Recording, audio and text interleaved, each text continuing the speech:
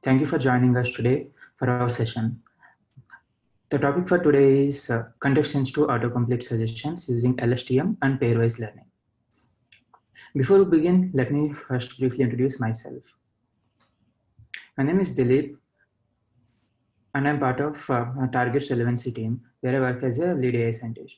So our team, relevancy team, is responsible for search and ranking on Target's website and its apps. So I'm with Target for the past 2 years, and I'm basically from Bangalore, India. So my background, basically, I did bachelor's in mechanical engineering and I have master's in analytics. So even before Target, for the past 10 years, I have been working in various data science problems and in data analytics problems. So along with me, we also have Manohar today. After you, Manohar. Hello everyone. Myself Manohar. I'm senior engineering manager as part of relevancy team at Target, and I also from the same location, Bangalore, India. And I've been at Target with the relevancy team from the past 3 years, primarily working on the search related problems and all. Prior to that, I worked in different companies like IBM and Oracle, where I have experience in data and different spaces. So here's our agenda today. We are going to talk about what as a relevancy team we do at Target, followed by the main topic of this particular talk, which is autocomplete, where we are going to provide an overview of what is autocomplete, followed by a basic approach, a basic implementation of how we can do an autocomplete. Then we'll delve more in detail of how context can and why context can help autocomplete. And we'll also talk about how we did it as part of Target here with respect to engineering as well as data science. So as a relevancy team at Target, we do work on different areas which are related to search, starting from autocomplete, where the user types the suggestions and we need to provide the relevant queries, to query understanding and ranking, where we need to find the intent of the query, user's query, and provide the response back. Along with that, we work on different areas like discovering the facets for the particular query, and also spell correcting the query if needed, or normalizing the query if needed. We use Solr as a backup search engine for searching the queries. And yeah, obviously to solve all these problems, we need natural language processing and all. Let's take this example, window. So different suggestions here, window fan, the window cut, and also window valence. So it helps user formulate her query, which can be very meaningful. As you know, I mean, the queries, the suggestions that you are seeing here is generated by us. So obviously we know the catalog better. That means we help formulate the queries better here. And again, there will be fewer typos. When I say fewer typos, if you look at the example of window valence here, valence is something, it's not so popular term. So it might end up like someone's typing in have some typos in there or something, spell correction needed. So we end up suggesting the queries with fewer typos. At the end of the day, it will turn in meaningful queries and a better conversion. So here's a basic implementation of an autocomplete. So we generate a pool of candidate queries required for the type ahead and autocomplete, and store them in a radix tree. So here's how radix tree looks like. Radix tree is a form of a tridata structure. In the tridata structure, you store each character in a node, but when it comes to radix tree, we combine, when there is no children for that particular character, I mean, we combine them and try to keep it as in a single node. This helps us in the saving memory, and we have very strict memory constraints in the type ahead autocomplete. So as you can see, if someone typed in RUB, you can get corresponding results of Rubens or Ruber, all those things from this radix tree. So once we retrieve all the suggestions required for the particular, based on this candidate queries, we build this radix tree. So user typed in RUB, right? I mean, we will get all the return suggestions for the particular prefix and rank them using some score. So how do we calculate that particular score? The score is something we calculate based on some global popularity. When I say global popularity, it's based on the searches that happen over the certain period of time. We collect all the searches that happen over a certain period of time, like 90 days or 60 days or whatever. And try to give a score for each and every query based on its conversion. Like for each query, what is the item that is clicked, or maybe added to cart or something. All these interactions that we capture and try to get to a score, which we call it as a global popularity score. And it also includes some recency. Like when I say recency, we use some kind of time decay so that the recent queries or the trending queries that are happening right now can be scored higher. And also we do consider seasonality, like during the Father's Day or Mother's Day that is coming in, we ensure that we know that particular season and suggest ahead of time. So why context and how it can help?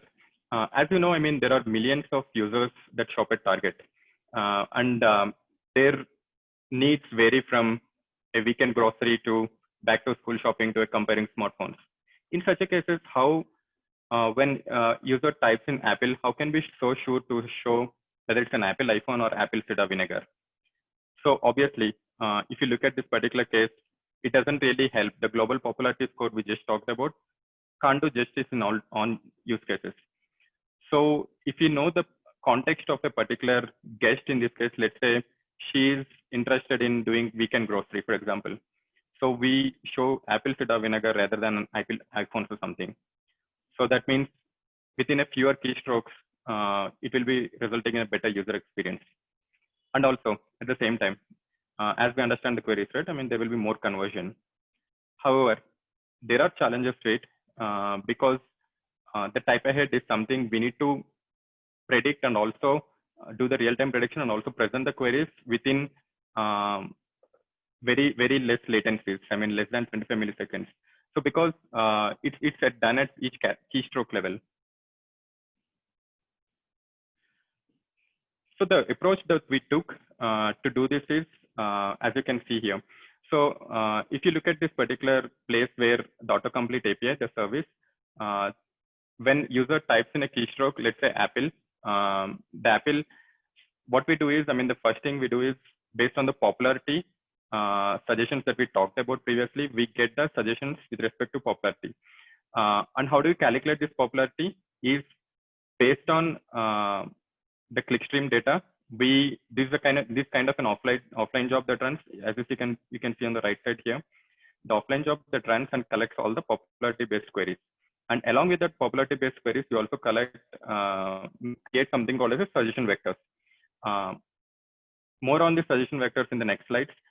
So this is like kind of offline job, a daily job that runs and collects the popularity queries and also the suggestion vectors, which we feed into the service. And at the same time, along with the query that you wanted to autocomplete, we also get the user information. So based on the user, we try to get the context for the particular user. So how do we get the context? Is what you see on the left side to it. So what is context is nothing but the interactions that she has done on the target in the past few minutes or in her session. So what forms in the context? It's a search event or a browse or a item interaction for anything. So let's take the same example. Someone typed in oranges. So the oranges, we consume that particular event via the Kafka, and we, out of this particular query of oranges, we create a context vector. It's not just a particular query. We consider all the events that happened during that session, whether it's an item click or anything, any event of browse or search or something. So combining all this, we try to determine something as a context vector, which we call it as, which we term C here, based on the events. Once we calculate this, we store this with respect to the user in a Redis data store.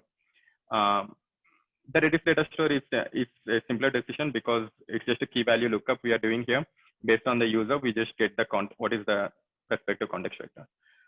So going back here for that particular query, we have the context C that we got, which is kind of being calculated in real time as and when the user is interacting with the target outcome. So once we got the C, also we got the vectors from here for that particular prefix. We calculate something called as a similarity score. How we calculate is something Dilip is going to talk about in a minute. So once we have this similarity score and popularity score, we blend them and rank using some weighted average, which we are going to talk about it, like how we did in the later part of the session. So once we have this, we just re-rank and present the top 10 suggestions to the user. So much more on the events, how we do it and all, Dilip going to talk about it in detail. Thanks, Manohar. So as you just saw, we have something called as this context vector and a suggestion vector. So these are derived from various user actions performed on the website or app in the past a couple of minutes or in that session. So first of all, all these user actions need to be converted into some kind of a numerical representation, and this representation form as an input to some kind of a deep learning model. On this slide, you are seeing how these events are converted into this representation. So let's take an example of a query. User performs a query search. So for every event, any type of event, we have three kinds of information that we capture here. First is a event flag, which indicates what type of event it is, whether it's a query, whether it's a browse, what type of browse, so category, product, etc. Then there's a category information, which indicates what category it is. It's just simply a one-hot encoded representation of all the categories. And these categories are part of Target's taxonomy. Then finally, there's a textual representation. Here it's simply we are taking an average word-to-vec embedding of all the tokens present inside the query, or whether if it's a product, it may be from the product title. So this word-to-vec model itself is actually trained on Target's corpus. So the model itself is aware of Target's nomenclature, the type of products that we have, and the type of queries that the users typically perform on Target's website. And so here, once we have these three different types of events information, we just simply concatenate all of them to form this one long concatenated event vector. So this is a numerical representation of a user action.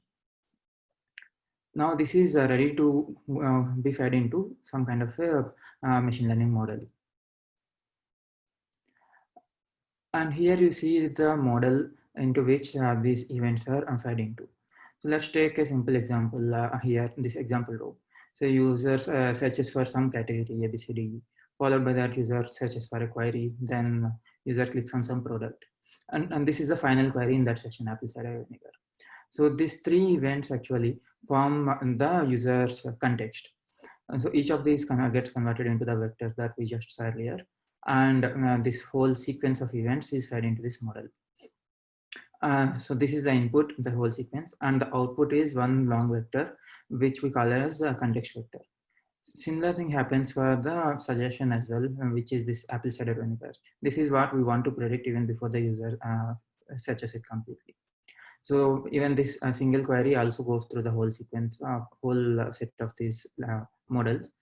And we are using this something called as a Siamese network here, wherein the same model is used both for this sequence of events and also the suggestions. So initially it goes through a series of transformations that we'll go through later. And once these transformations are done, we pass these events into a series of LSTM models. So finally here we get the dense vector, which is our context vector or suggestion vector, depending on whatever is the input. So let's zoom in a little bit into these top layers. We saw earlier that the input itself is actually containing three different types of information, categories, and the textual information, and the event flag. And so the first step is actually splitting out according to what type of information it is. And category information, this is one hot encoded representation, goes through an embedding layer. So here we learn the category embeddings for all categories in Target. Then we just simply concatenate this with the textual representation. So this will be one long vector. And this is similar treatment for all types of events, whether it's query search or any kind of browse. And here we have this event flag. At this point, we're capturing what type of event it is, whether it's a query or any kind of browse events. And each event type will have a different event flag. And here we learn, the model learns some kind of embeddings for different type of events. Then these embeddings are done, are added to this as an element-wise summation. So what's happening here is the event embedding in a way acts like a offset span for different event types. And here this category embeddings is uniform across all event types. And at this point, this is ready to be fed into the LSTM layers. So that was the model, and here we are seeing the model objective. So it talks about how the model is getting trained. As I said, we are using this IMS network type of architecture, and within that, we are using something called as a triplet loss. What happens here is actually, let's consider the user's context, like the activities that the user performed in the session as an anchor, and what the user is going to search later, that's called as positive, and some random query which the user did not search is a negative query. And so this is what we want to end up with, meaning the user context vector and the suggestion vector need to be placed very close to each other. So we are trying to identify some kind of a latent space where we are representing both the user's context and also the suggestions. In that latent space, the context vector should be very close to the right suggestion vector and should be very far from the wrong suggestion vector. That's what we are seeing here. Both of these are very close to each other and these are far apart. And we also have this concept of margin, which defines how far apart it should be to say that it is far enough. So for example, consider this case. So let's say the similarity between both of these is 0.9. I'm talking about the second line. And the similarity between the anchor and negative is 0.5. Here positive is greater than negative, 0.9 is greater than 0.5 by 0.4. But that's not enough. Like let's say we'll have a margin, we define a margin of 0.7. So as long as the distance is less than 0.7, we incur some kind of a loss. If the distance is very high, like 1, for example, then there is no loss. So that's the role of this margin. And this whole thing is the triplet loss here. For similarity, we can use various kinds of metrics. And so we have gone ahead with cosine similarity. We can also use some kind of an L2 or L1 distances as well.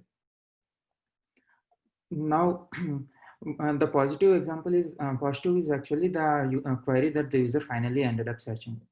But there's no concept of these negative queries. For that, we are randomly generating multiple negative samples for every positive query. And we choose the negative which is closest to the anchor. And that itself should be far for the loss.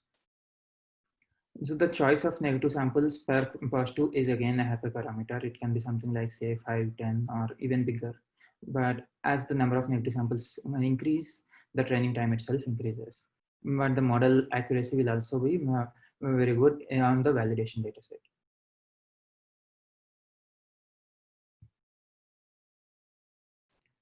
So this is a snapshot of one instance of trained model. So we have total 5 million sessions. Within that, we have a training and validation split of 80-20, wherein each record forms one training example. And the architecture that we just saw a couple of slides earlier, that would have about 7 million parameters. And we do a refresh of this periodically. So something like once every week. This helps us in capturing the recent trends. So for example, back to school season is present, or maybe the holiday season is coming up. So the user behavior keeps changing, and we capture that in the latest models. And we are using mean absolute error loss for this model.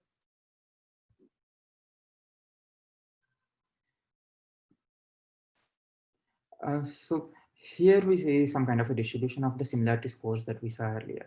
So this is the similarity score between the context, user context, and the actual query that the user has ended up searching with. So we can see that it's peaking at around 0.8, and the majority of the volume is around this one. And this says that the context vector similarity with the positive suggestion vector is about 0.8. We also see a small spike at around 0. And this comes because there are some instances where the user actually ends up with a slightly different query later on. There will be a context switch. Or there may be also cases where the user's initial actions are not strong enough indicators of their further actions. So something like say a user opens a deals category page. that does not tell us exactly which category or which products the user is interested in that session. So that results in this small spike close to 0. On the right side, we see a negative score, similarity score. So with the given context, user context, if you pick any random query that the user did not end up selecting, so it's almost always very close to 0. So this difference between these peaks, 0.8 and 0, this we can see that it's higher than the margin of our 0.7. So here we can see a couple of examples. So let's say a user initially he searches for Instax camera, and later on the user types in Insta. There can be two choices, whether it's Instax mini film or instant coffee. Both are popular choices within Target. But because the user's previous event is Instax camera, we see that the similarity score for Instax mini film is very high of 0.83, whereas for instant coffee, the score is only 0.25. So this difference, like the score here is much higher, and this helps us in ranking this query at higher position compared to this instant coffee.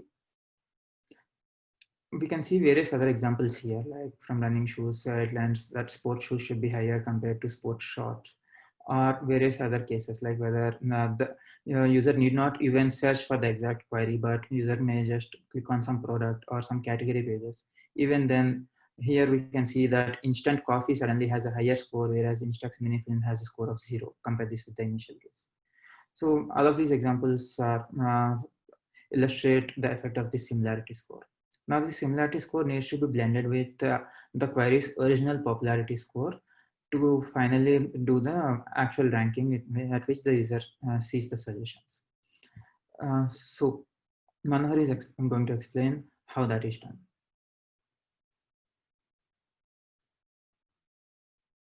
Yep. So as Dilip rightly mentioned, we got the similarity score for the events and query, but we need to actually blend it with the popularity score. We don't want to really discard the popularity score. So how do we blend it? I mean, we generate something called a discordant pairs. What are the data points for this is what are the event sequence that we just saw, which contains the context and the corresponding suggestions. So we consider the data points, the event sequence, positive query, not negative query. So what is a positive query? Positive query is something that the suggestions that users saw and clicked that can be of lower popularity and higher similarity. If you look at this example here, for this particular event sequence, we have the suggestion instant coffee, which is the user clicked one, which is of higher similarity, but kind of a lower popularity when compared to Fuji Instax mini film. But what is negative query? Negative query is something users saw that particular suggestion but ignored, which is kind of a higher popularity score but lower similarity score. Like when someone typed in Insta, you see Fuji Instax mini film at the top. The similarity score is much 0 actually when compared to the sequence that happened before. The popularity score is much higher. So this is the negative query. But at the same time, if you just consider this positive and negative query, what happens is we are penalizing the popularity score very much. We don't want to do that. We still want to give consideration for the popularity query.